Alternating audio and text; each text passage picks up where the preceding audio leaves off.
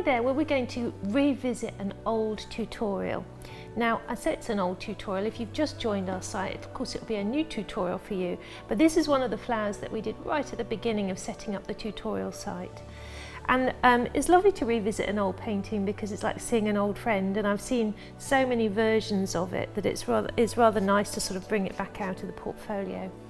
And as part of our looking back and adding some more detail and maybe making a picture, we thought, let's add a leaf. So I really hope you enjoy going back to this project and giving it a new lease of life, reinvigorating it, and you know, should turn it into a really nice study. So all those little lonely hellebores now will have a beautiful leaf to frame them.